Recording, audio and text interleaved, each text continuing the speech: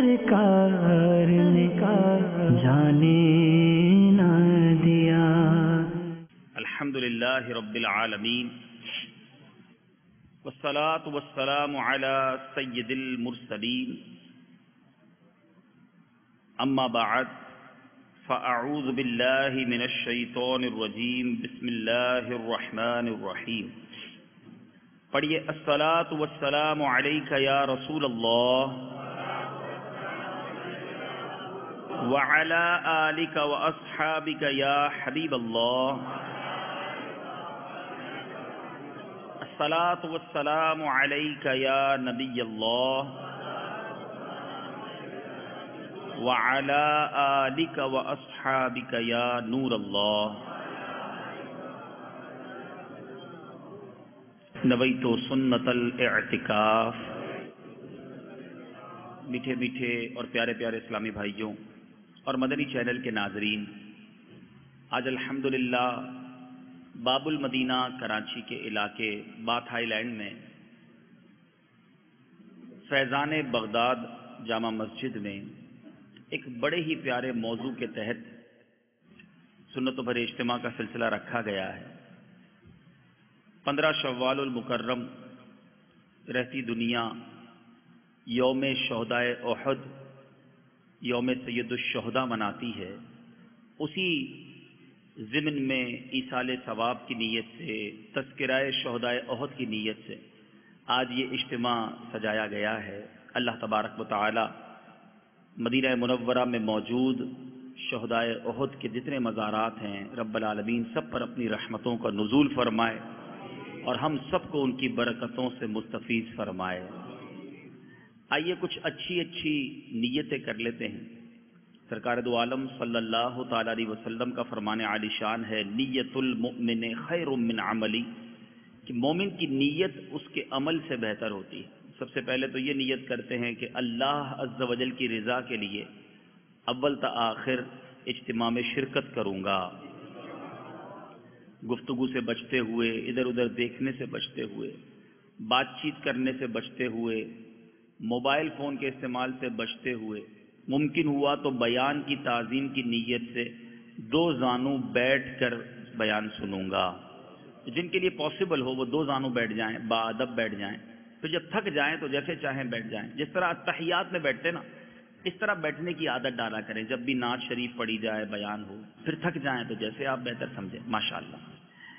اسی طرح یہ بھی نیت کریں کہ اللہ والوں کا ذکر ہوگا، اللہ کے نیک بندوں کا ذکر ہوگا، اللہ کی راہ میں قربانی دینے والوں کا ذکر ہوگا، تو انشاءاللہ ان کا ذکر سن کر اپنے اندر بھی دین متین کی خاطر قربانی کا جذبہ بیدار کروں گا۔ درود پاک پڑھنے کے بے شمار فضائل و برکات ہیں۔ مکی مدنی مصطفیٰ صلی اللہ تعالی علیہ وسلم کی ذات والا تبار پر درود پڑھنا یہ بہت ساری برکتیں، بہت ساری رحمتیں لاتا ہے، بڑی مشکلیں بھی دور کر دیتا ہے۔ ایک بڑا ہی ایمان افروز واقعہ جو درود پاک کی فضیلت پر مشتمل شہرۂ آفاق کتاب آب کوثر میں تحریر ہے۔ کسی شخص نے اپنے کسی دوست سے 3000 دینار قرض لیا۔ واپسی کی ایک تاریخ طے ہوئی، مگر وہ جو تاریخ طے ہوئی تھی اس وقت تک ہوا وہی جو اللہ کو منظور ہوتا ہے۔ اس دوست جس نے قرض لیا تھا اس کا کاروبار ختم ہو گیا، بالکل کنگال ہو گیا۔ جو قرض خواہ تھا اس نے اپنی رقم کا مطالبہ کیا کہ ٹائم آ گیا، میرے پیسے دو۔ اس مقروض نے معذرت چاہی کہ بھائی میں بڑا مجبور ہوں، میرے پاس کوئی چیز بھی نہیں۔ قرض خواہ نے قاضی کے یہاں دعویٰ دائر کر دیا، کیس کر دیا کہ اس کے اوپر میرے پیسے نکلتے ہیں، ٹائم بھی ہو گیا، دیتا نہیں۔ اب قاضی صاحب نے مقروض کو بلایا، مقدمے کی سماعت کی اور مقروض کو 1 ماہ کی مہلت دے دی کہ ودن 30 days تم نے اس کے 3000 دینار واپس کرنے۔ مقروض عدالت سے باہر آیا اور سوچنے لگا، نہ کاروبار، نہ نوکری، نہ کوئی آمدنی کا ذریعہ، 30 دن میں پیسے کیسے لوٹاؤں گا؟ اب ممکن ہے اس نے کہیں یہ پڑھا ہو یا علماء کرام سے سنا ہو کہ رسول اکرم صلی اللہ تعالی علیہ وسلم کا ارشاد گرامی ہے، جس بندے پر کوئی مصیبت پریشانی آ جائے تو وہ مجھ پر درود پاک کی کثرت کرے، کیونکہ درود پاک مصیبتوں پریشانیوں کو لے جاتا ہے اور رزق کو بڑھاتا ہے۔ اب اس نے کیا کیا؟ سوچا کوئی اور کام تو نہیں، یہ روایت لگتا ہے اسے پتا تھی۔ اس نے مسجد کے گوشے میں بیٹھ کر درود پاک پڑھنا شروع کر دیا۔ 27 دن کنٹینیو درود پاک پڑھتا رہا۔ اب 28ویں رات آ گئی۔ کتنے دن باقی ہیں؟ 3 دن۔ 27 دن گزر گئے، 28ویں رات آ گئی۔ خواب میں دیکھا کہ کوئی کہنے والا کہہ رہا ہے، اے بندے تو پریشان نہ ہو، اللہ تعالیٰ تیرا کارساز ہے، تیرا قرض ادا ہو جائے گا۔ تو علی بن عیسیٰ وزیر سلطنت کے پاس جا اور جا کر اسے کہہ دے کہ قرض ادا کرنے کے لیے مجھے 3000 دینار دے دے۔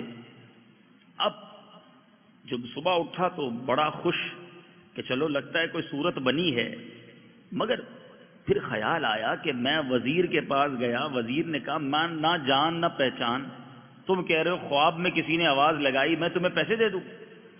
وزیر تو مجھ سے کوئی نشانی مانگے گا، میں نے کیا کہنا ہے؟ اب اسی تذبذب میں، اسی ہیزیٹیشن میں، اسی سوچ و بچار میں 28واں دن بھی گزر گیا۔ اب آ گئی 29ویں رات۔ وہ رات سویا تو قسمت انگڑائی لے کر جاگ اٹھی۔ کہتے ہیں مجھے آقا مدینہ صلی اللہ تعالی علیہ وسلم کا دیدار نصیب ہوا۔ سرکار علیہ الصلوۃ والسلام نے بھی علی بن عیسیٰ وزیر کے پاس جانے کا ارشاد فرمایا۔ اب آنکھ کھلی تو خوشی کی انتہا نہ تھی کہ والی کونین نے فرمایا ہے، اب تو مسئلہ حل ہو جانا ہے۔ مگر پھر خیال آیا کہ علی بن عیسیٰ وزیر نے پوچھا کہ میں کیسے مان لوں کہ تمہیں نبی پاک صلی اللہ تعالی علیہ وسلم نے بھیجا ہے، تو میں نشانی کیا بتاؤں گا؟ یہی ٹینشن، یہی سوچ و بچار، پھر پورا دن گزر گیا۔ اب 30ویں رات آئی، دا لاسٹ نائٹ، صبح عدالت میں جانا ہے، وہ رات آ گئی۔ اب رات سویا تو سرکار دو عالم صلی اللہ تعالی علیہ وسلم پھر خواب میں تشریف لے آئے۔ کہتے میں نے آقا کو کہا یا رسول اللہ میں علی بن عیسیٰ کے پاس جاؤں گا، کوئی نشانی، کوئی پروف، کوئی ایویڈنس؟ سرکار دو عالم صلی اللہ تعالی وسلم جب یہ سنا تو تحسین فرمائی، خوش ہوئے اور فرمایا ایسا کرو، علی بن عیسیٰ اگر تم سے کوئی علامت، کوئی نشانی مانگے نا تو اس کو کہہ دینا کہ آپ نماز فجر کے بعد کسی کے ساتھ بات کرنے سے پہلے 5000 درود پاک کا تحفہ دربار رسالت میں پیش کرتے ہیں، اور یہ راز اللہ کے سوا اور کوئی نہیں جانتا۔ آپ کو پتا ہے، رب کو معلوم ہے، آپ نے کسی کو بتایا بھی نہیں۔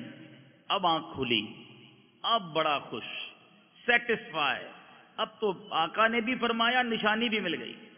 علی بن عیسیٰ وزیر کے پاس پہنچے، مہینہ پورا ہو چکا۔ اب وزیر صاحب کی رہائش گاہ پر پہنچے، وزیر صاحب نے سارا قصہ سنایا۔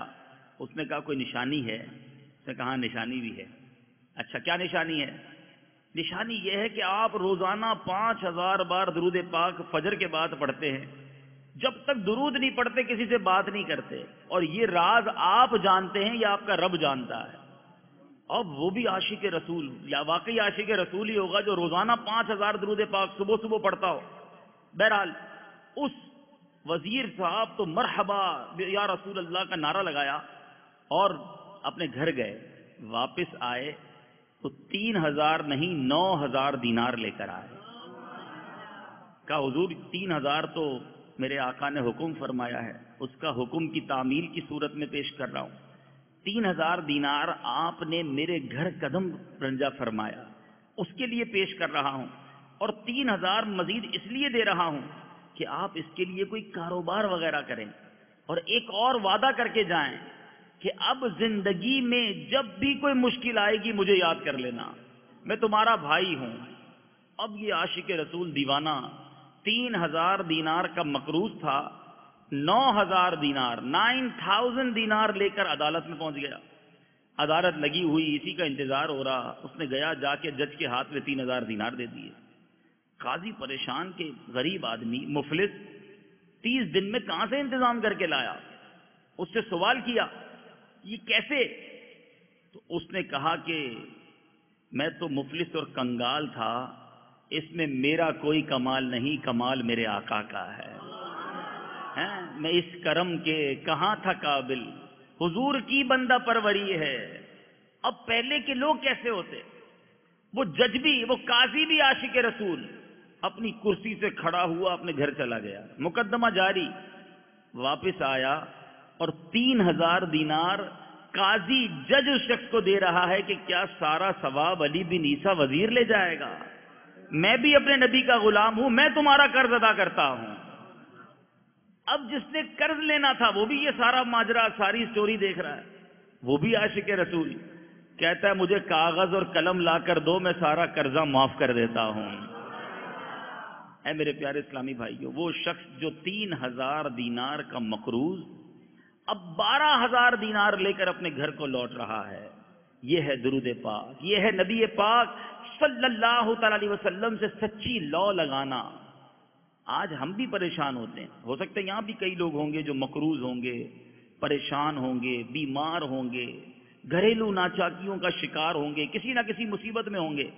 ہمارا پرابلم یہ ہے، ہم مصیبت میں آتے ہیں تو دنیا والوں کا دروازہ کھٹکھٹاتے ہیں، کبھی اس کے پاس، کبھی اس کے پاس، کبھی اسے فریاد، کبھی اسے فریاد۔ کیوں نہیں کرتے اس سے فریاد جو حل المشکلات ہے؟ کیوں نہیں جھکاتے سر اس کے دربار میں جو دافع البلیات ہے؟ مصیبتوں کو دور کرنے والا رب فرماتا ہے ادعونی استجب لکم، تم مجھ سے دعا مانگو میں تمہیں عطا کروں گا۔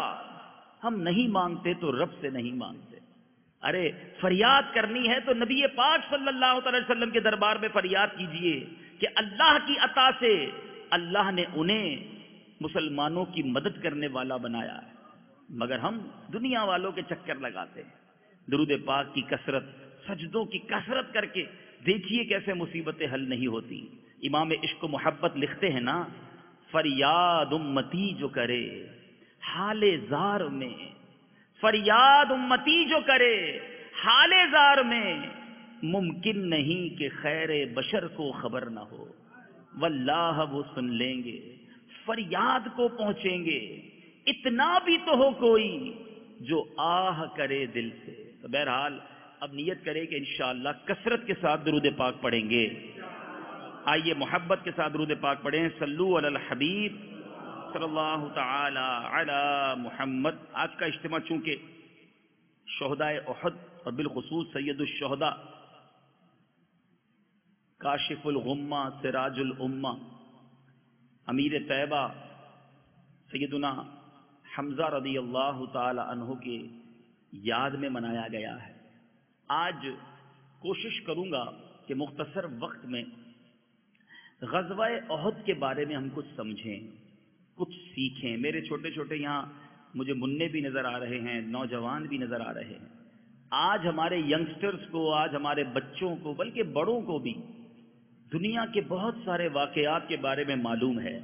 کون سا ملک کب آزاد ہوا، فرسٹ ورلڈ وار کب ہوئی، کون سی جنگ کب ہوئی، کس جنگ میں کون جیتا، مگر بدقسمتی سے آج ہمیں، ہمارے بچوں کو جو صحابہ اکرام اور میرے آقا علیہ الصلوۃ والسلام کے غزوات ہیں اس کے بارے میں کیا معلوم ہے۔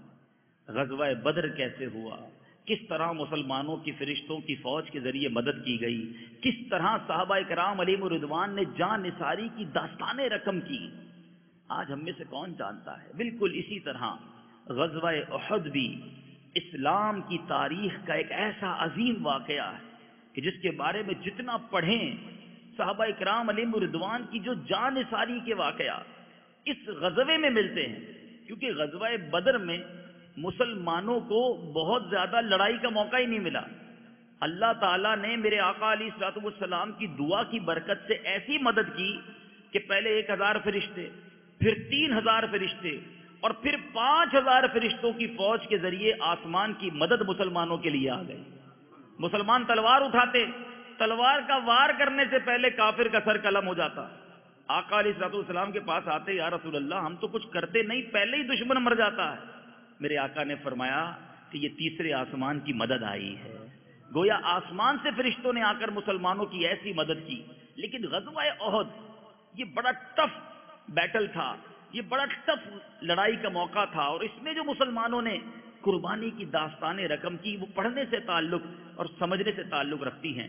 بہرحال غزوہ احد یہ غزوہ بدر جو ہوا تھا یہ 2 سنہ ہجری میں ہوا، ٹھیک ہے۔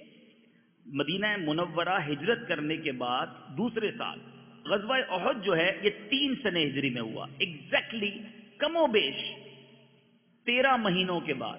غزوہ بدر کب ہوا تھا کون بتائے گا؟ کون سی تاریخ تھی؟ 17 رمضان المبارک۔ دیکھیں بہت بڑی تعداد کو یہ بھی نہیں پتا، ٹھیک ہے۔ 17 رمضان المبارک 2 سنہ ہجری کو غزوہ بدر ہوا، 1 سال پورا گزرا، 3 سنہ ہجری کا رمضان آ گیا، اور پھر شوال آیا، آلموسٹ 13 مہینوں کے بعد غزوہ احد ہوا۔ اب یہ کیوں ہوا میرے پیارے اسلامی بھائیوں؟ غزوہ بدر میں کفار کے 70 لوگ گرفتار ہوئے تھے اور 70 قتل ہوئے، اور ان میں اکثر جو مارے گئے تھے نا وہ قریش کے کفار مکہ کے سردار تھے۔ بہت بڑا نقصان بدر کے میدان میں انہیں اٹھانا پڑا تھا۔ اب مکے کا ایک ایک گھر ماتم کدا بنا ہوا تھا۔ قریش کا بچہ بچہ جوش انتقام میں آتش غیظ و غضب کا تندور بن کر مسلمانوں سے لڑنے کے لیے بے قرار تھا۔ عرب خصوصاً قریش کا یہ ترائے امتیاز تھا کہ وہ اپنے ایک ایک مقتول کا بدلہ لینا اپنے لیے اتنا بڑا فرض سمجھتے تھے کہ گویا اس کے بغیر زندگی نہیں گزاری جا سکتی۔ چنانچہ جنگ بدر کے مقتولوں کے ماتم سے جب قریشیوں کو فرصت ملی تو انہوں نے یہ عزم کر دیا کہ جلد سے جلد مسلمانوں سے اپنے مقتولوں کے خون کا بدلہ لینا ہے۔ چنانچہ ابو جہل کا بیٹا اکرمہ اور امیہ کا لڑکا صفوان اور دوسرے کفار قریش جن کے باپ بھائی یا بیٹے جنگ بدر میں قتل ہو گئے تھے، وہ سب کے سب ابو سفیان کے پاس گئے اور کہا کہ ہمارے تمام قوم کے سرداروں کو مسلمانوں نے قتل کر دیا ہے، اس کا بدلہ لینا ہمارا قومی فریضہ ہے، لہذا کوئی ایسی پلاننگ کی جائے کہ ایک بار پھر ایک ساتھ بڑے جوش و جذبے کے ساتھ مسلمانوں پہ حملہ کیا جائے۔ اب وہ جان تو چکے تھے کہ مسلمانوں کو لڑائی میں ہرانا اتنا آسان نہیں ہے، تو انہوں نے کیا کیا کہ بڑا مال و دولت جمع کیا، بڑی ملٹری تیار کی، بڑا اسلحہ خریدا، پوری پلاننگ کرتے رہے کہ ایک بار شدت کے ساتھ مسلمانوں پر حملہ کرنا ہے۔ اب ابو سفیان کو لشکر کا سپہ سالار بنایا گیا، اور وہاں مسلمانوں کو کیسے پتا چلا؟ انٹرنیٹ تو تھا نہیں، ٹیلی فون بھی نہیں تھا، فیکس بھی نہیں تھا۔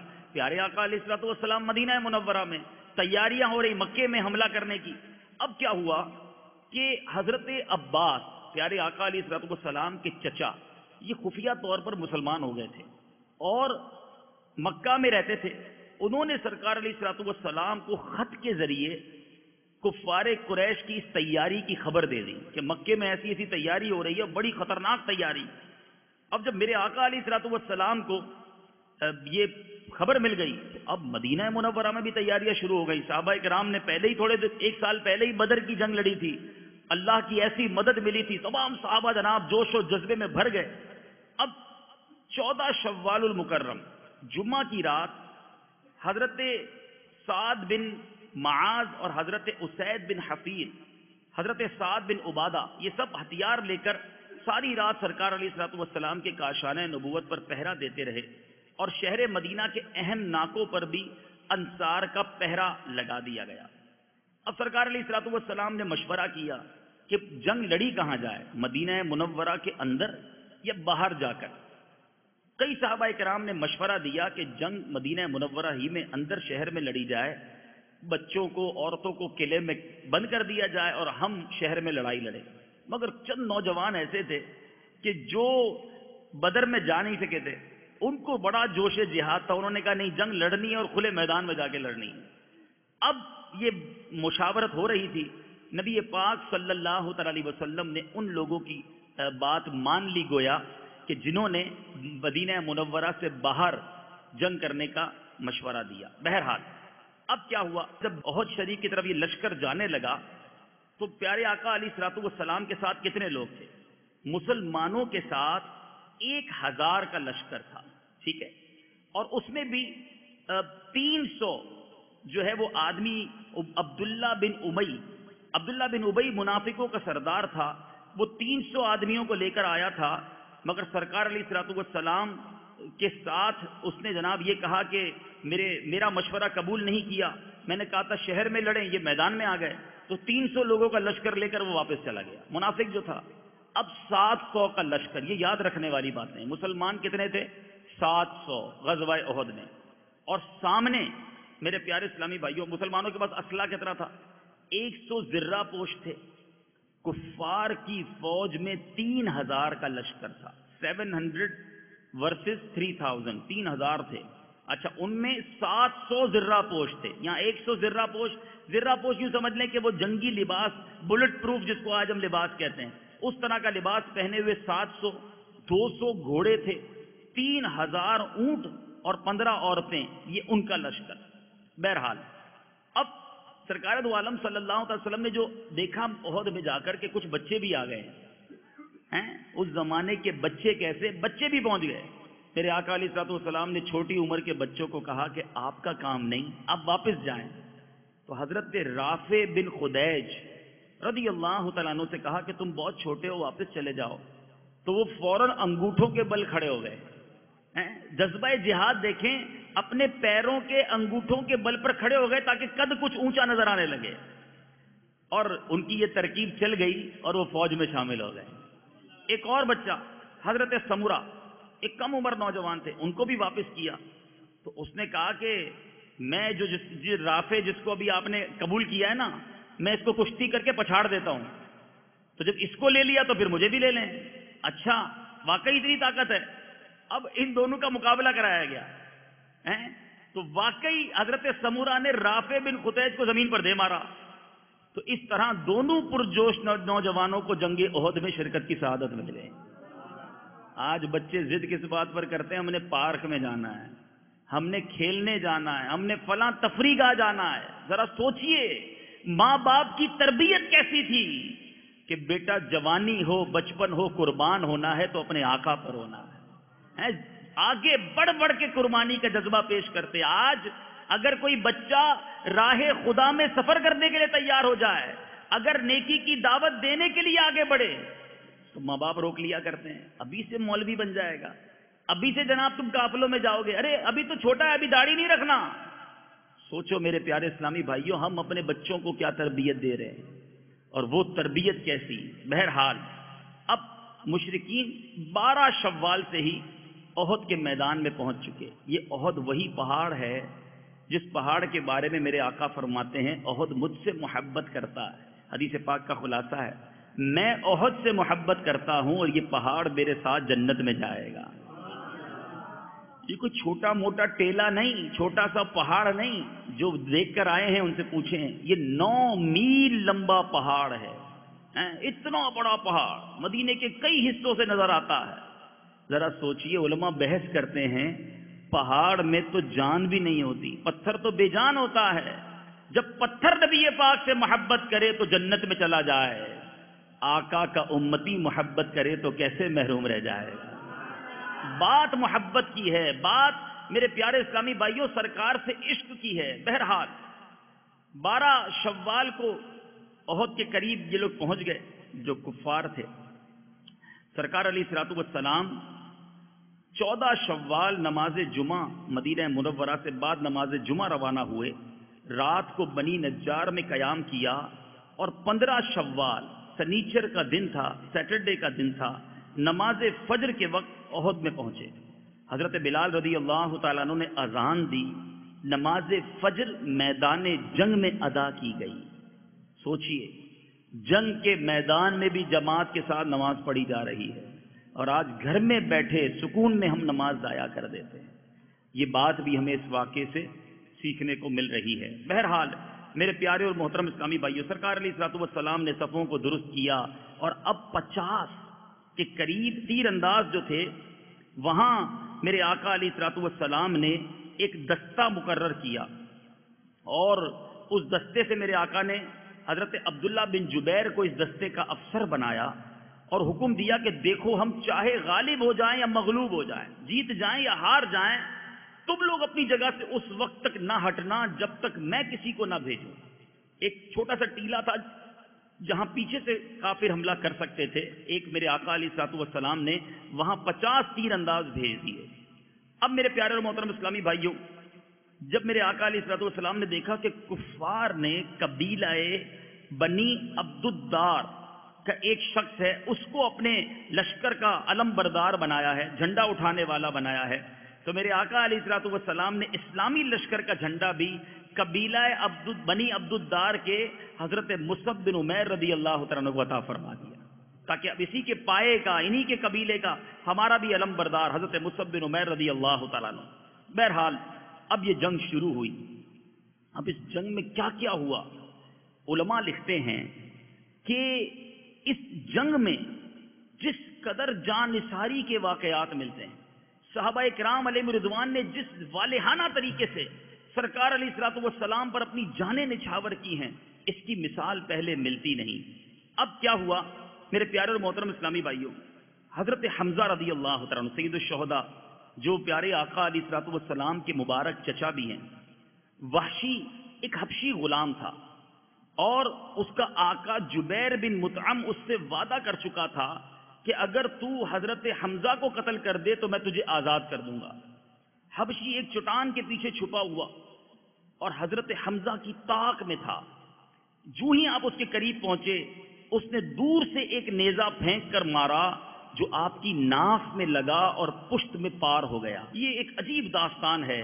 اب ماجرا یہ ہوا کہ جنگ جو ہے وہ ایک طرح سے مسلمانوں نے جیت لی تھی، مگر کفار کی بھگدڑ مچی، مسلمان جو ہے وہ کفار کو قتل کرتے جا رہے تھے کہ اتنے میں اب مال غنیمت مسلمان تقسیم کرنے لگے۔ تو وہ جو 50 تیر انداز تھے جو ایک چھوٹی سی چٹان پر میرے آقا علیہ الصلوۃ والسلام نے کھڑے کیے تھے، وہ نعرہ لگانے لگے کہ چلو مال غنیمت لیتے ہیں، ہماری فتح ہو گئی۔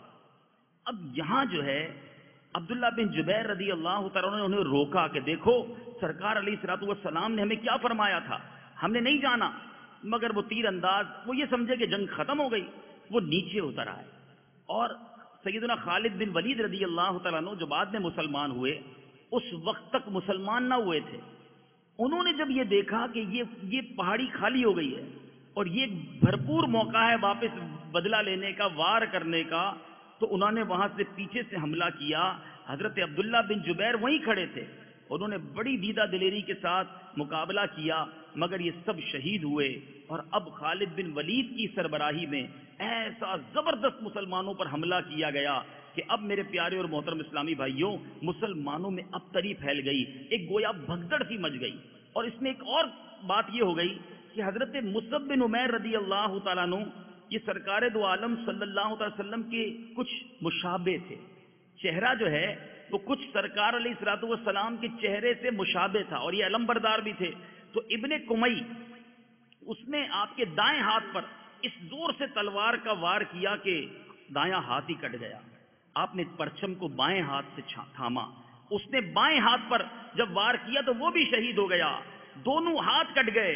حضرت مصعب بن عمیر دونوں ٹوٹے ہوئے ہاتھوں سے پرچم اسلام کو سنبھالے ہوئے ہیں، بلند آواز سے یہ آیت پڑھ رہے تھے، وَمَا مُحَمَّدٌ إِلَّا رَسُولٌ قَدْ خَلَتْ مِن قَبْلِهِ الرُّسُلُ۔ پھر ابن کمی نے ان کو تیر مار کر شہید کر دیا۔ حضرت مصعب بن عمیر جب شہید ہوئے تو لوگ یہ سمجھے کہ نبی پاک صلی اللہ تعالی علیہ وسلم کو شہید کر دیا گیا، اور شیطان نے بھی گویا یہ افواہ پھیلا دی کہ آقا علیہ الصلوۃ والسلام شہید ہو گئے۔ اب وہاں صحابہ کرام علیہ رضوان کے حوصلے بالکل پست ہو گئے کہ جو آقا ہیں وہی نہ رہے۔ اب بڑا عجیب و غریب معاملہ ہو گیا۔ حضرت علی رضی اللہ تعالیٰ عنہ اس معاملے میں کیا کہتے ہیں؟ کہتے ہیں غزوہ احد میں ہم چاروں طرف سے رغے میں آ گئے، نبی کریم علیہ الصلوۃ والسلام کے بارے میں بھی یہ مشہور ہو گیا کہ آپ شہید کر دیے گئے ہیں۔ صحابہ کرام اس خبر سے بہت پریشان۔ حضرت علی فرماتے ہیں کہ کفار نے جب مسلمانوں کو گھیر لیا تو سرکار علیہ الصلوۃ والسلام میری نظروں سے اوجھل ہو گئے۔ میں نے آپ علیہ الصلوۃ والسلام کو زندوں میں تلاش کیا، مجھے نہ ملے، شہیدوں میں جا کر تلاش کیا، وہاں بھی نہ پایا۔ تو میں نے اپنے دل میں خیال کیا کہ اللہ تعالی ہمارے اعمال سے ناراض ہوا ہے، اس لیے اپنے پاک رسول صلی اللہ تعالی علیہ وسلم کو آسمانوں کی طرف اٹھا لیا ہے۔ حضرت علی سمجھے یہ ہو گیا ہے۔ اب انہوں نے کیا کیا؟ اب کہتے ہیں میں نے سوچا اور کوئی راہ تو ہے نہیں، اب کیوں نہ کافروں سے لڑتے لڑتے شہید ہو جاؤں۔ کہتے میں نے تلوار اٹھائی اور کافروں کے جھنڈ میں داخل ہو گیا۔ اب ان پر حملہ کرتے کرتے کرتے اچانک ان کی نظر سرکار علیہ الصلوۃ والسلام پر پڑی کہ میرے آقا تو وہ رہے. اب جناب نعرہ لگایا انہوں نے کہ سرکار علیہ الصلوۃ والسلام موجود ہیں ہمارے درمیان. تو جو صحابہ تتر بتر ہو گئے تھے, زخمی ہو گئے تھے, سب کے سب جمع ہوئے. کچھ نے سرکار علیہ الصلوۃ والسلام کے گرد گھیرا ڈالا. اور اب دوبارہ, حالانکہ اب تعداد کم ہو گئی تھی, مسلمانوں نے جناب نبی پاک علیہ الصلوۃ والسلام کا جو دیدار ہو گیا, اب میرے آقا علیہ الصلوۃ والسلام کے ساتھ میرے پیارے اسلامی بھائیوں اب لڑائی شروع ہوئی. حضرت علی رضی اللہ تعالیٰ عنہ کی طرف میرے آقا علیہ الصلوۃ والسلام نے اشارہ کیا. تنہا اس جماعت کا میرے مولا علی کرم اللہ تعالی وجہ الکریم نے مقابلہ کیا. سرکار علیہ الصلوۃ والسلام کے پاس حضرت جبریل آئے اور حضرت علی کی اس جواں مردی کی اور مدد کی تعریف کی.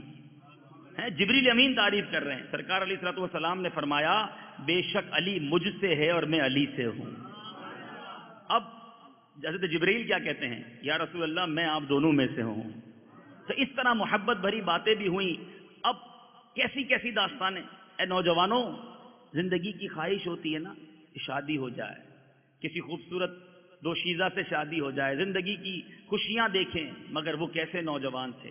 حضرت حنظلہ رضی اللہ تعالیٰ عنہ, آپ کی شادی کی پہلی رات دلہن کو اپنے گھر لائے, حجرہ عروسی میں ہیں, ابھی صبح نہیں ہوئی کہ اعلان ہوتا ہے کفار مکہ مدینہ منورہ پر حملہ کرنے والے. آج کا نوجوان کہتا ہے پہلے شادی ہو جائے, زندگی کے مزے اڑا لوں پھر نماز پڑھوں گا.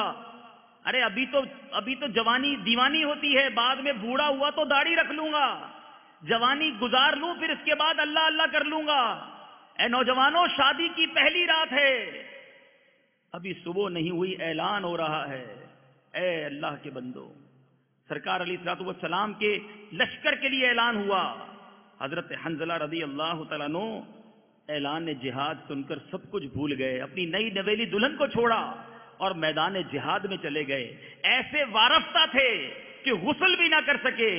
اب جب لڑتے لڑتے شہید ہوئے, صحابہ کرام آپ کی لاش تلاش کر رہے ہیں. میرے آقا علیہ الصلوۃ والسلام نے فرمایا کہ حضرت حنظلہ کی لاش فرشتے آسمانوں پر لے گئے ہیں اور غسل کروا رہے ہیں. جب آپ کی لاش واپس لائی گئی تو آپ کی زلفوں سے, آپ کے بالوں سے پانی ٹپک رہا تھا. حضرت حنظلہ رضی اللہ تعالیٰ عنہ کو اسی لیے غسیل الملائکہ بھی کہا جاتا ہے کہ جن کو فرشتوں نے غسل دیا. یہ وہ داستان ہے میرے پیارے اسلامی بھائیوں جو حضرت حنظلہ رضی اللہ تعالیٰ عنہ نے رقم کی. کس واقعے کی طرف بات کی جائے, حضرت عبداللہ بن جہش, یہ میرے پیارے اسلامی بھائیوں ان کا مزار آج بھی انشاءاللہ جب آپ مدینہ منورہ جائیں گے نا انشاءاللہ اللہ تعالیٰ ہم سب کو حاضری عطا فرمائے. سید الشہداء سیدنا حمزہ رضی اللہ تعالیٰ عنہ, حضرت مصعب بن عمیر اور حضرت عبداللہ بن جہش, یہ تینوں کے مزارات ساتھ ہیں. باقی شہداء احد کے بھی مزارات وہاں پر ہیں. آپ نے مصعب بن عمیر رضی اللہ تعالیٰ عنہ کی شہادت کے بارے میں سنا, سید الشہداء کو کس طرح شہید کیا گیا وہ بھی سنا. اب حضرت عبداللہ بن جہش رضی اللہ تعالیٰ عنہ اور سیدنا سعد بن ابی وقاص, ان دونوں کا جذبہ دیکھو. ایک رات پہلے آپس میں بیٹھے کہتے ہیں آؤ ساتھ دعا کرتے ہیں. ایک دعا کرے گا, دوسرا آمین کہے گا, پہلے تم دعا کرو. اب حضرت سعد رضی اللہ تعالیٰ نے دعا کی, یا اللہ جب کل لڑائی ہو تو میرے مقابلے میں ایک بڑے بہادر کو مقرر فرمانا, میں اس کو تیرے راستے میں قتل کر دوں. حضرت عبداللہ بن جہش نے آمین کہی. اب حضرت عبداللہ رضی اللہ تعالیٰ نے کیا دعا کی, کیسی انوکھی دعا ہے, سنو. کہتے یا اللہ کل میدان جہاد میں میرا بھی ایک بہادر سے مقابلہ ہو, جو مجھ پر سخت حملہ کرنے والا ہو, میں اس پر شدت سے حملہ کروں, وہ بھی مجھ پر زور سے حملہ کرے, اور میں بہتوں کو قتل کر کے پھر خود بھی شہید ہو جاؤں, اور شہید ہونے کے بعد کافر میرے ناک کان کاٹ لیں. پھر قیامت کے دن جب میں تیرے حضور پیش ہوں تو میرے مولا تو مجھ سے فرمائے عبداللہ تیرے ناک کان کیوں کاٹ لیے گئے؟ تو میں عرض کروں یا اللہ تیرے اور تیرے رسول کے راستے میں کاٹے گئے. پھر تو کہے سچ ہے میرے ہی راستے میں کاٹے گئے. حضرت سعد رضی اللہ تعالیٰ عنہ نے آمین کہی. دوسرے دن لڑائی ہوئی تو دونوں کی دعائیں اسی طرح قبول ہوئیں جس طرح مانگی گئی تھی. یہ کیسے لوگ تھے جو آقا علیہ الصلوۃ والسلام کے قدموں پر فدا ہونے کی تمنا کرتے. اور آج ہمارا حال یہ ہے میرے پیارے اسلامی بھائیوں, ہمارے پاس دین متین کی خدمت کے لیے وقت نہیں، آج ہمارے پاس قربانی دینے کے لیے کچھ بھی نہیں. آج مسجد میں بلاؤ تو آنے کا ٹائم نہیں. ارے وہ لوگ تو تلواروں کے سائے میں دین کو پھیلاتے رہے، آج تو ہماری مسجدوں میں پنکھے ہوتے ہیں، وہاں آنے کے لیے تیار نہیں. کتنا فرق ہے ہم میں اور ان میں. سنیے، اس گمسان کی لڑائی اور مار دھاڑ کے ہنگاموں میں ایک بہادر مسلمان کھڑا ہوا، نہایت ہی بے پرواہی کے ساتھ کھجوریں کھا رہا تھا، اور ایک دم آگے بڑھا اور عرض کی، یا رسول اللہ صلی اللہ علیہ وسلم، کیا میں اس وقت شہید ہو جاؤں تو میرا ٹھکانہ کیا ہوگا؟ آپ نے فرمایا تو جنت میں جائے گا. وہ بہادر اس فرمان بشارت کو سن کر مست و بے خود ہو گیا، ایک دم کفار کے ہجوم میں کود پڑا، ایسی شجاعت کے ساتھ لڑنے لگا، کافروں کے دل دہل گئے، اور اسی طرح جنگ کرتے کرتے وہ شہید ہو گیا. کھجوریں کھاتے کھاتے کھجوریں چھوڑی اور گویا جنت کی کھجوریں کھانے چل پڑا. اسی طرح حضرت عمر بن جموح انصاری، یہ تھوڑا سا لنگڑاتے تھے، آپ کے پیر میں لنگ تھا.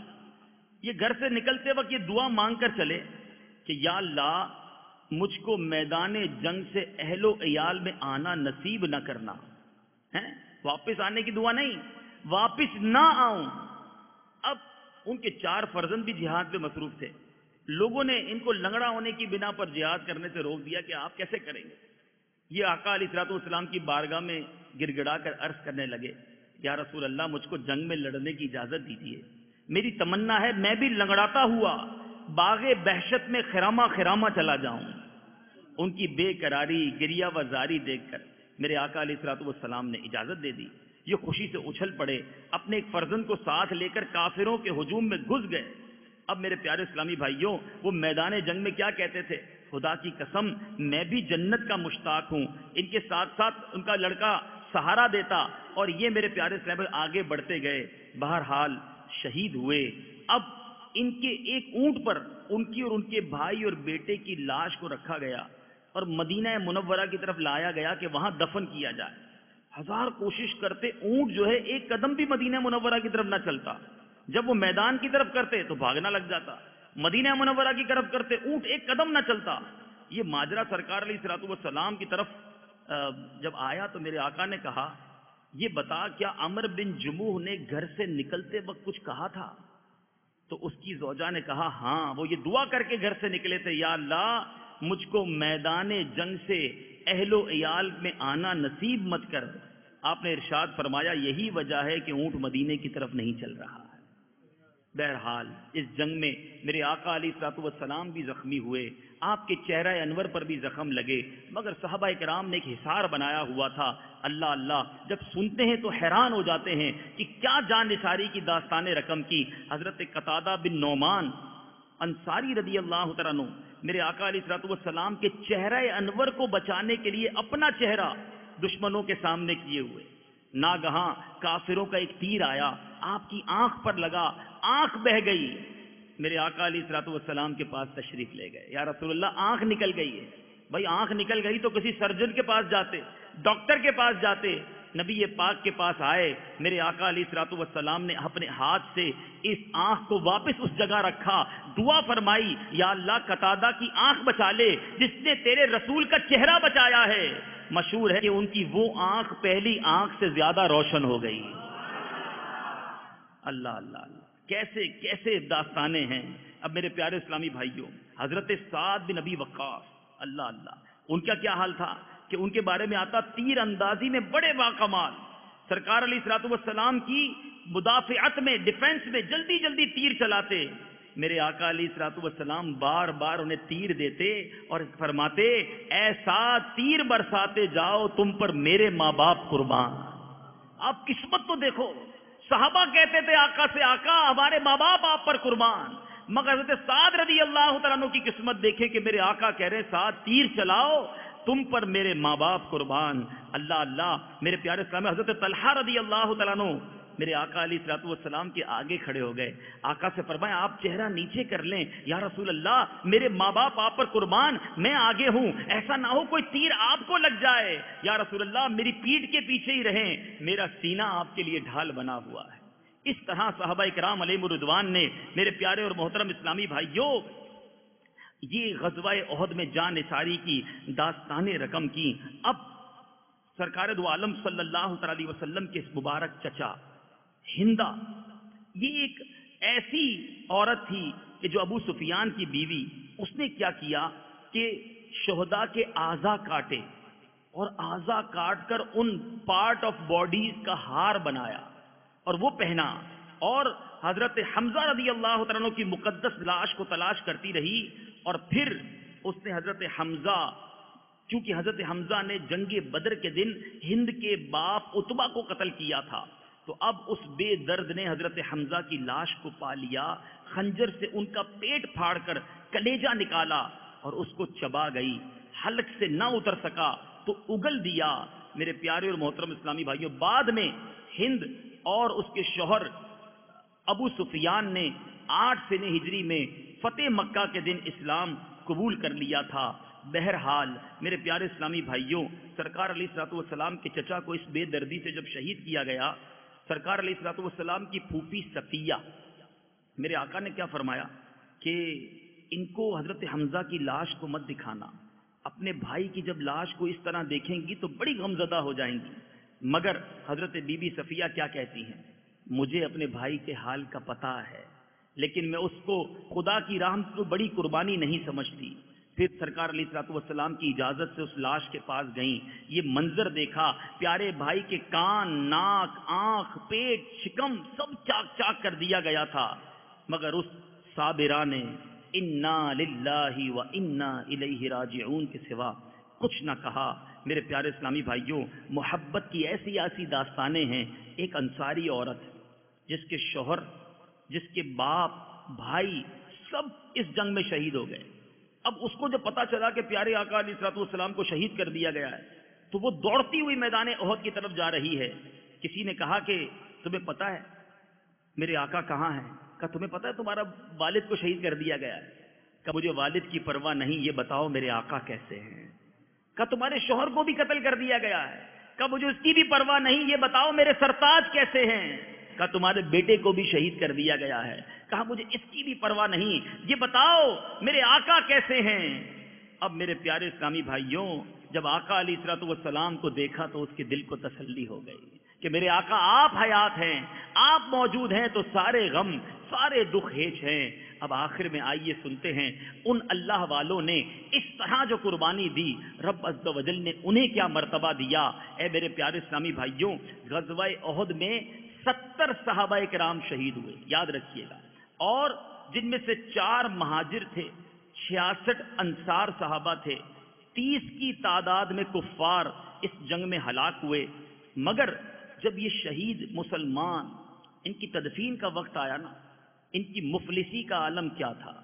آج چھوٹی چھوٹی باتوں پر غمزدہ ہو جاتے ہو، نوکری نہیں ملتی، کام نہیں چلتا، تھوڑا کھانا پینا کم ہو جاتا ہے تو اسلامی بھائی واویلا کرنا شروع کر دیتے ہیں۔ وہ لوگ جنہوں نے راہ خدا میں جان دی، ان کے بارے میں آتا ہے حضرت مصعب بن عمیر کا حال یہ تھا کہ بوقت شہادت ان کے بدن پر ایک چادر تھی، ان کی لاش کو قبر میں لٹانے کے بعد سر ڈھانپا جاتا تو پاؤں کھل جاتے، اور پاؤں کو چھپایا جاتا تو سر کھل جاتا تھا۔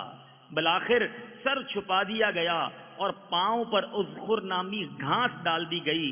شہداء کرام کے خون میں لتھڑے ہوئے 2 شہید ایک ایک قبر میں دفن کیے گئے۔ مسلمانوں کے پاس کفن کے لیے بھی میرے پیارے اسلامی بھائیوں اس وقت کپڑا موجود نہ تھا۔ اب کیا کرتے؟ جس کو قرآن ان دونوں میں سے زیادہ یاد ہوتا اس کو آگے کی طرف دفن کرتے۔ بہرحال میرے پیارے اسلامی بھائیوں، میرے آقا علیہ الصلوۃ والسلام شہداء احد کی قبروں کی زیارت کے لیے تشریف لے جاتے۔ آپ کے بعد سیدنا ابوبکر صدیق، حضرت عمر فاروق بھی یہی عمل فرمایا کرتے۔ ایک مرتبہ سرکار علیہ الصلوۃ والسلام شہداء احد کی قبروں پر تشریف لے گئے تو ارشاد فرمایا، یا اللہ تیرا رسول گواہ ہے کہ اس جماعت نے تیری رضا کی طلب میں جان دی ہے۔ پھر یہ بھی ارشاد فرمایا کہ قیامت تک جو مسلمان بھی ان شہیدوں کی قبروں پر زیارت کے لیے آئے گا اور ان کو سلام کرے گا، یہ شہداء کرام اس کو سلام کا جواب دیں گے۔ اللہ تعالی ہمیں بھی شہداء احد کے مزار کی بار بار حاضری عطا فرمائے، انہیں سلام پیش کرنا نصیب فرمائے۔ چنانچہ حضرت فاطمہ خزاعیہ رضی اللہ تعالی عنہا کا بیان ہے، میں ایک دن احد کے میدان سے گزر رہی تھی، حضرت حمزہ کی قبر کے پاس پہنچی، میں نے عرض کیا السلام علیک یا عم رسول اللہ، اے رسول اللہ کے چچا آپ پر سلام ہو، تو میرے کان میں یہ آواز آئی وعلیک السلام ورحمۃ اللہ وبرکاتہ، گویا سید الشہداء نے جواب سے نوازا۔ تو بہرحال میرے پیارے اسلامی بھائیوں، جب یہ واقعہ پڑھتے ہیں، احد شریف کی اس عظیم داستان کو سنتے ہیں، ایمان تازہ ہو جاتا ہے۔ نبی پاک علیہ الصلوۃ والسلام پر مر مٹنے کا جو جذبہ صحابہ کرام نے، اپنا گھر، اپنی جان، اپنا مال، اپنا سب کچھ انہوں نے آقا علیہ الصلوۃ والسلام پر قربان کیا، اور آج رہتی دنیا ان کی یاد بنا رہی ہے۔ اے مسلمانوں، آج دین متین کو ہماری قربانیوں کی بھی ضرورت ہے۔